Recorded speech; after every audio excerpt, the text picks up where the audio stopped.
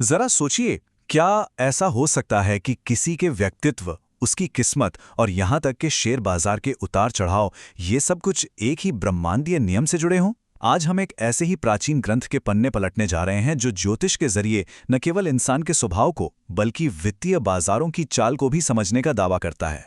तो जिस दस्तावेज की हम बात कर रहे हैं उसका नाम है तेजी मंदी और वायदा बाजार। ये दरअसल वैदिक ज्योतिष के कई पुराने सिद्धांतों का एक संकलन है। चलिए देखते हैं कि इसके अंदर क्या क्या राज छुपे हैं। ये सवाल सिर्फ एक ख्याल नहीं है, बल्कि इस पूरी किताब का आप कह सकते हैं कि दिल है। ये एक ऐसी दुनिया की तस्वीर पेश करती है जहां ब्रह्मांड की एक ही लय है जो इंसान और बाजार दोनों की धड़कनों को कंट्रोल करती है। तो ये किताब खुद को एक तरह के कॉस्मिक ब्लूप्रिंट की तरह पेश करती है। मतलब एक ऐसा नक्शा जो दुनिया को समझने का एक नया नजरिया दे।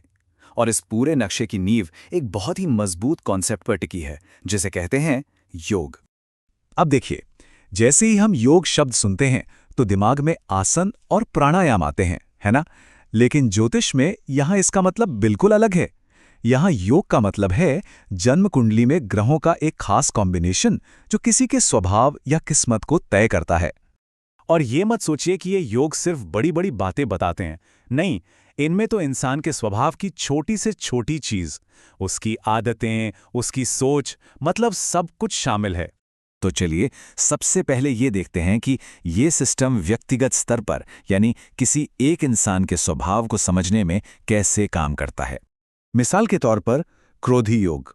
किताब कहती है कि अगर किसी की जन्म कुंडली में मंगल ग्रह कुछ खास जगहों पर बैठा हो तो उस इंसान को गुस्सा जल्दी आ सकता है।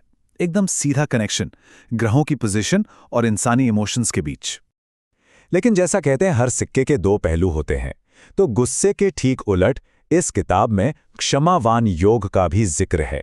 ये उन लोगों के बारे में है जिनका स्वभाव शांत होता है, जो आसानी से माफ कर देते हैं। ये दिखाता है कि सिस्टम कितना बैलेंस्ड है। इसी तरह शूर योग, जैसा नाम से ही साफ है, ये बहादुरी और हिम्मत की बात करता है। ये योग तब बनता है जब मंगल या शनि जैसे ग्रह कुंडली में कुछ खास जगहों पर होते हैं। और फिर बहादुरी का दूसरा पहलू है कपटी योग। ये उन ग्रह स्थितियों को बताता है जो किसी इंसान में चालाकी या कह सकते हैं धोखे की प्रवृत्ति पैदा कर सकती हैं। पर एक बात यहां समझनी जरूरी है, ये सिस्टम सही या गलत का फैसला नहीं सुना रहा, ये बस इंसानी स्वभाव के अलग अलग रंग दिखा रहा है। और अब आते हैं एक ऐसे योग पे जो इस किताब की बारीकियों को कमाल के ढंग से दिखाता है। देह से दुर्गंध योग। हाँ, बिल्कुल सही सुना, बॉडी ओडर। अब यह सुनने में थोड़ा अजीब जरूर लग सकता है, लेकिन इससे ये पता चलता है कि इस सिस्टम में कितनी छोटी छोटी बातों को भी शामिल करने की कोशिश की गई है। तो ये तो हुई इंसानी स्वभाव की बात। अब चलिए थोड़ा फोकस बदलते हैं और देखते हैं कि यही सेम सिद्धांत बड़े पैमाने पर यानी फाइनेंशियल मार्केट्स के उतार चढ़ाव को प्रेडिक्ट करने के लिए कैसे इस्तेमाल होते हैं। किताब का नाम ही तेजी मंदी है। ये शब्द मार्केट के बूम और बस्ट साइकिल के लिए इस्तेमाल होता है।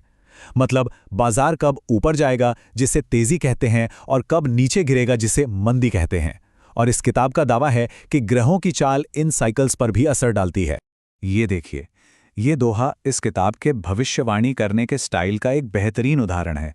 सीधे शब्दों में यह कह रहा है कि अगर पौष महीने की अमावस्या यानी न्यू मून शनिवार, रविवार या मंगलवार को पड़े तो अनाज के दाम मतलब ग्रेन्स के प्राइजेस 2 गुने तिगुने हो जाएंगे। एकदम साफ साफ भविष्यवाणी। और ये भविष्यवाणियां बस यूं ही नहीं है, इनके पीछे एक पूरा सिस्टमैटिक पैटर्न है। ये टेबल देखिए, इसके हिसाब से अगर किसी लूनर महीने में कोई खास दिन, मान लीजिए रविवार, 5 बार आ जाए तो अशांति हो सकती है और अनाज और सोने के दाम बढ़ सकते हैं। वहीं दूसरी तरफ अगर 5 सोमवार आ गए तो अच्छी बारिश होगी, लेकिन अनाज के बिजनेस में मंदी आएगी। तो सवाल ये उठता है कि आखिर इन भविष्यवाणियों के पीछे टूल्स क्या हैं, किन चीज़ों का इस्तेमाल होता है। चलिए अब इस सिस्टम की बुनियाद को थोड़ा समझते हैं।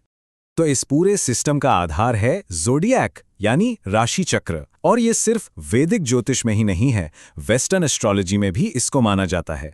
नाम थोड़े अलग हो सकते हैं, उनसे जुड़ी कहानियां अलग हो सकती हैं, लेकिन मेष या एरीज, वृष या टॉरस, ये 12 राशियां इस बात का सबूत है कि कैसे दुनिया भर के अलग अलग कल्चर्स ने आसमान में एक जैसे ही पैटर्न देखे हैं।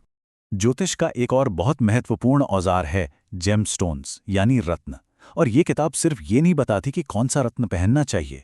इसमें तो रत्नों को पहचानने, उनकी कटिंग और यहाँ तक कि नकली रत्नों से बचने के प्रैक्टिकल तरीके भी दिए गए हैं। मतलब ये सिर्फ थ्योरी नहीं है, बल्कि एक प्रैक्टिकल गाइड भी है।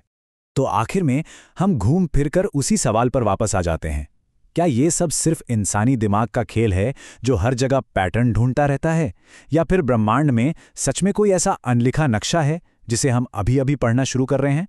शायद इसका जवाब हमें सितारों में ही मिलेगा।